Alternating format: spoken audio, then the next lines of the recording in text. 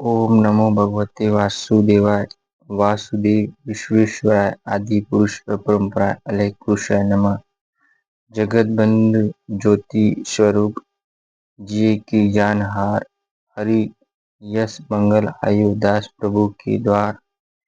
श्री भगवान जी ने अर्जुन को जो गीता ज्ञान दिया सो मुझे मिले। हे भय भंजन भगवान श्री कृष्ण से किशोरदास मांगता है। हे प्रभु, गीता ज्ञान की उच्चारण करने से तुम्हारा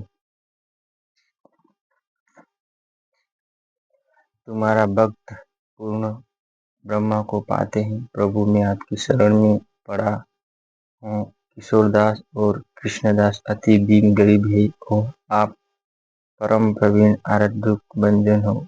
हे कमला वल्लभ श्री कृष्ण भगवान, तेरे संतों और भक्तों के हेतु मैं ये ज्ञान भाषा में कहता हूँ। श्री गीता के ज्ञान की कथा प्रारंभ करते हैं। जब कौरव पांडव महाभारत के युद्ध को चले तब राजा धृतराष्ट्र ने कहा, मैं भी युद्ध को देखने चलूंगा। तब व्यास जी ने कहा, हे राजन, नेत्र के बिना क्या देखोगे? राजा धृतराष्ट्र ने कहा, देखूंगा नहीं तो श्रवण तो करूंगा। तब व्यास जी ने कहा, राजन, तेरा सारथी संजय जो महाभारत के युद्ध की लीला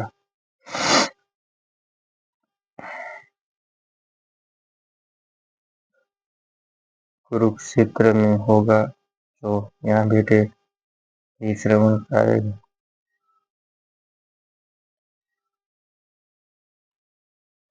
व्यास जी के मुख से यह वचन सुन संजय ने विनती करी, हे प्रभु, यहाँ हस्तिनापुर में मैं बैठे कुरुक्षेत्र की लीला कैसे जानूंगा तथा राजा को किस भांति कहूंगा। तब व्यास जी ने संजय को यह वचन कहा, हे संजय, मेरी कृपा से तुझे यहाँ ही सब दिखाई देगा।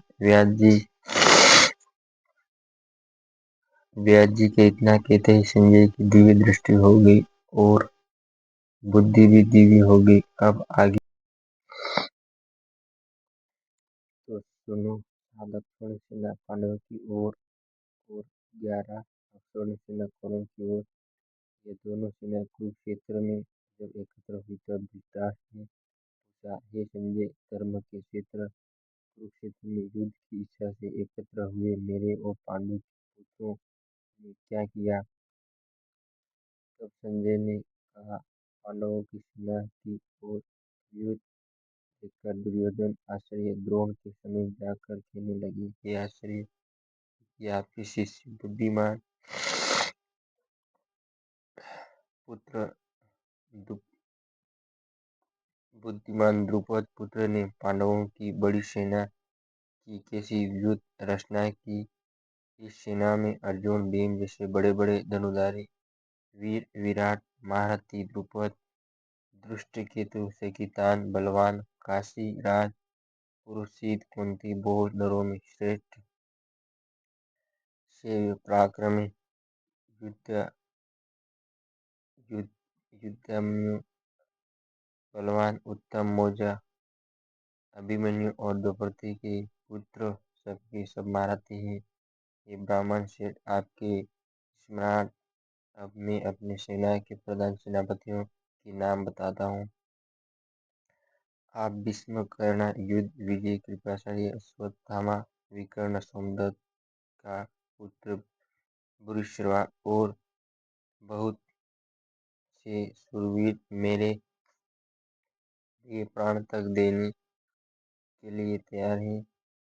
ये लोग शस्त्र चलाने में अति निपुण हैं। हमारी सेना को जिसके भीष्म रक्षक हैं अपरिवार से ग्रस्त हुए शंख बजाया, फिर वहां चारों ओर शंख, नगाड़े, ढोल, गोमुखादि बाजे बजने लगे, जिनका बड़ा भयंकर शब्द हुआ। जिसके अंतर सफेद घोड़ों के रथ पर बैठे हुए माधव श्री कृष्ण और पांडव अर्जुन ने दिव्य शंखों को बजाया। श्री कृष्ण ने पांचजन्य और अर्जुन ने भी देवदत्त नामक शंख को बजाया और भीषण कर्म करने वाले भीम ने पौंड्रक नामक बड़े शंख को बजाया। कुंती पुत्र रा, राजा युधिष्ठिर ने अनंत विजय ने सक विजय ने युधिष्ठिर ने अनंत विजय, नकुल ने सुघोष और सदेव ने मणिपुष्पक और धनुधर काशीराज शिखंडी,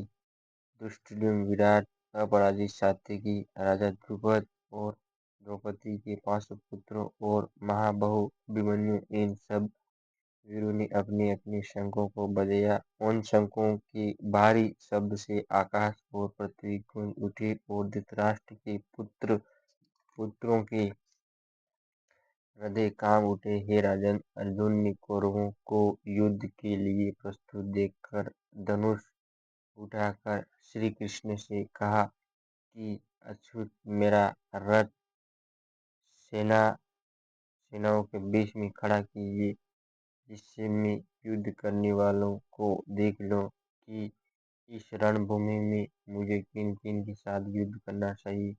दुर्बुद्धि दुर्योधन से प्रीति करने वाले जो युद्ध के लिए यहाँ एकत्रित हुए हैं, उनको देखूंगा। संजय ने कहा, हे राजन, अर्जुन की बात सुनकर श्री कृष्ण ने भीष्म, द्रोण आदि वीरों के सामने उत्तम रथ को खड़ा करके कहा कि हे वीर, युद्ध के लिए धृत इन कौरवों को देख लो। अर्जुन ने सासा, बाबा, गुरु, मामा, भाई, पुत्र, पौत्र, मित्र, ससुर और स्वजनों को शस्त्रों से सुसज्जित खड़े देखा और उनसे इन दोनों सेनाओं में अपने ही सब बांधवों को देखकर परम दयाद्र हुए और अत्यंत खेद के साथ ये वचन कहे, हे कृष्ण, युद्ध की इच्छा से आए हुए इन अपने बंधुओं को देख मेरे अंग ढीले होते जाते हैं और मुख सूखा जा रहा है। मेरा शरीर बेकल होता है, गांडी हाथ से गिरा जाता है। हे केशव, मुझमें यहाँ खड़े रहने की सामर्थ्य नहीं और सब लक्षण में उल्टे देख रहा हूँ और संग्राम में अपने स्वजनों। हे कृष्ण, मैं जीत, राज्य और सुख भी नहीं चाहता हूँ। हे प्रभु, हमको राज्य भोग तथा जीवन से क्या काम है, क्योंकि जिनके लिए राज्य भोग और सुख की इच्छा की जाती है, वे सब इस युद्ध में प्राण और धन की इच्छा छोड़ मरने को तैयार हैं। और आश्चर्य, पिता पुत्र, पितामह, माता, ससुर, पौत्र, साले और संबंधित, ये सब मुझे मारे तो भी हे मधुसूदन, मैं उन्हें मारने की इच्छा नहीं करूंगा। हे जनार्दन, त्रिलोकी के राज्य के लिए मैं भी इन्हें मारना नहीं चाहता। फिर इस पृथ्वी के राज्य के लिए तो कहना ही क्या है। ये जनार्दन, धृतराष्ट्र के पुत्रों को मारकर हमारा क्या भला होगा, इसलिए हमें अपने भाई धृतराष्ट्र के पुत्रों को मारना अनुचित है। हे माधव, स्वजनों को मारकर क्या हम सुखी हो सकते हैं। ये सब लोभ के वशीभूत हैं और कुल के नाश करने तथा मित्रद्रोह करने में पाप को नहीं देखते। कुलनाश के दोष को जानते हुए भी हमको इस पातक से क्यों नहीं दूर रहना चाहिए। कुल का नाश होने से कुल के प्राचीन धर्म नष्ट हो जाते, फिर धर्म नाश होने से कुल में पाप बढ़ता है। हे कृष्ण, पाप से कुल की स्त्रियां व्यभिचारण होती हैं, जिससे वर्ण संकर संतान उत्पन्न होती है। वर्ण संकर जिन पुरुषों ने कुल को नष्ट किया, उनको तथा उस कुल को नरक में उसाते हैं, क्योंकि श्रद्धा तर्पण आदि बंद हो जाते हैं। वर्ण संकर बनाने वालों दोषों से कुल भ्रष्ट के जाति धर्म और कुल धर्म निरंतर नाश होते हैं। हे जनार्दन, मैंने बराबर सुना है कि कुल धर्म नष्ट होने से निश्चित नरकवास करना होता है। हाय, हम बड़ा पातक करने को तैयार हैं। जो राज्य सुख की लोभ से स्वजनों को मारने की कोशिश कर रहे हैं। शस्त्रों को धारण किए हुए धृतराष्ट्र के पुत्र आदि मुझे शस्त्र रहित और उपायहीन और रणभूमि में वध कर डाले तो मेरा बहुत कल्याण हो। संजय ने कहा, हे राजन, यह कहकर दुखी होकर अर्जुन ने धनुष बाण फेंक दिया और रथ के पिछले भाग में जा बैठा।